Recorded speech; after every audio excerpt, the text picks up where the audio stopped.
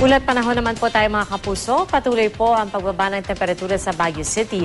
At ayon po sa tala ng Pag-asa, umabot po ito sa 9.5 degrees Celsius kanina alas 6 na umaga. Ito na po ang pinakamalamig na temperatura sa Baguio ngayong taon. Sa parehong petsa at lugar noong 1961, naitala rin nila ang pinakamalamig na temperatura sa bansa nang bumagsak ito sa 6.3 degrees Celsius.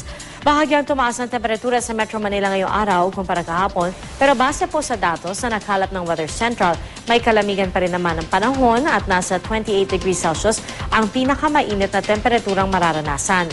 May posibilidad po ng pag-ambon mamayang gabi. Bukod po sa posible rin makaranas ng ambon bukas, ay magpapatuloy rin po ang malamig na panahon ngayong weekend. Makararanas din ang may hinang ulan ng ilang bahagi ng Luzon tulad sa central at southern sections nito. Mas makulimlim at maulan naman ang panahon sa Kalakhang, Visayas.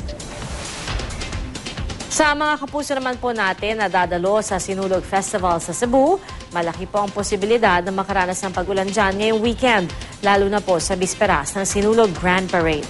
Kaya naman ihanda na ang inyong mga payong at jacket. May hinang pag-ulan din sa hilagang bahagi ng Mindanao ngayong araw, habang mas maaliwalas na panahon naman ang mararanasan sa bandang timog. Nananatili namang nakataas ang babala ng Pag-asa sa matataas na alon sa seaboards ng Luzon, gayon din po sa eastern at western seaboards ng Visayas. Sa datos ng Weather Central, maaaring umabot na mahigit 4 na metro ang taas ng alon dyan, kaya hanggat maaari ay wag na po munang pumalaot. Para sa iba pang detalye, bisitahin ang GMA Weather webpage at Facebook page. Dito po ang GMA Weather. I am ready. Serbisyong totoo ng GMA News.